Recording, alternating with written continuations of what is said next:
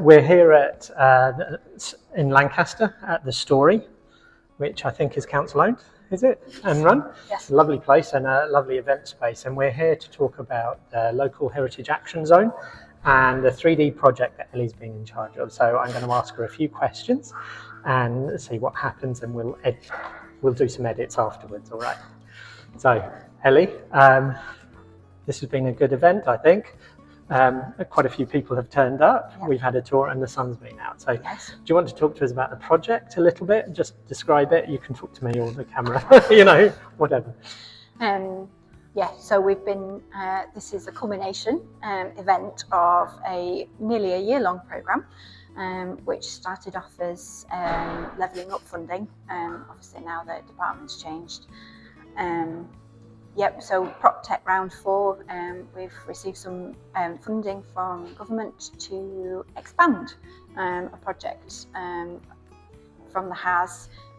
So one of the publicity engagement products that we used was a 2D map using all the archive information that the team had produced and showcasing it and making it accessible. We've got all this information that we've needed to pull out of the archives to inform what we're doing as part of this project. Let's make it accessible to the public now. Yep. And then let's make it 3D. Let's see what we can do, which is when I approached you guys. Yes. And it all took off. Okay. So what do you mean by publicly accessible? Is this pieces of paper or what is it? Yeah, so most of the archive information that's on the app in the pins are pictures of archive photographs, which are in the museum, the city museums in Lancaster or Lancashire archives, where you've got to book a slot and go and visit and order boxes and see what's inside boxes. Okay, so what I've seen is you've created effectively a map with lots of information in it, and you can click on pins and get the information of what archive material was associated with the building. Is that right? Yes. Yeah. Yeah. Okay, and so what was the idea with the 3D aspect of it? I know I'm a big fan of 3D, but you know, we've got to use it in an appropriate way. So what was that about? Some of the so part of the end product of the previous project, the High Street Heritage Action Zone, funded by Lancaster City Council and Historic England, were building grants. One of the local architectural firms, HPA, did some CAD drawings as a demonstration of what buildings done up should look like. Yes, should look like. Sorry. Yeah. And done in a sympathetic way, in line with the new conservation management plan, which was another byproduct of the previous project. There was very little engagement with the conservation management plan and the whole consultation with that. So let's see if this can help with engagement and bring heritage and conservation management planning together and bridge that gap with engagement and visualizing why we want these properties to look a certain way. So the legacy, the building grants which weren't taken up, there were these CAD drawings that were completely redundant. Yes. Let's take those and let's put them on the 3D model that Lancaster's had and so our city information model, the 3D model that which is open data, that's freely available to download at any point. So it's really, although we talk about the 3D, it's not about the 3D, it's about how we engage with stakeholders across the board and what technologies we can use to capture data. Okay, so that's interesting. What was today about? Why are we here in the Story? What have we done on this really nice day, which started off really rainy?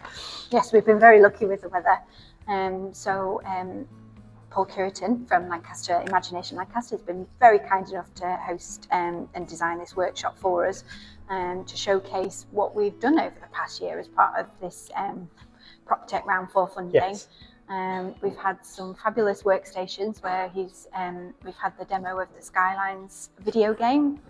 Part of the project earlier on this year was to put a video game planning in a video game and put it in front of a load of children and see what they came up with. So we've had a go at that. it's been really interesting to see how people have got into that as well. That was a really nice part of today. I really enjoyed seeing different people that probably aren't used to computers just having a go and getting stuck in. That's been really nice. And I love the 3D model. So we've had a printed, an actual 3D model of the area at 1 to 1,250. Yes. With a projection over the top. That's been a really nice. The conversations that it's sparked has been really nice to listen to. A big learning experience for me is people like to talk over a physical. Yes. Right? Yeah. We're not saying digital is the only way, but it was produced from digital, wasn't it? So that's produced from the 3D urban model that we've got of Lancaster, which is, the open data set. Yeah. What other tables were there? So we had a few tables, didn't we? And the experience, the Esri Experience Builder, that's the product that's the legacy product of the 2D version that sparked all this off. So we've had a look at the 3D version of that, which brings together all those data sets. There's old planning application drawings. We've extruded those footprints out, and you can click on those and have a look at the planning archive drawings for how those buildings were when they applied for planning permission in the late 1800s, early 1900s. And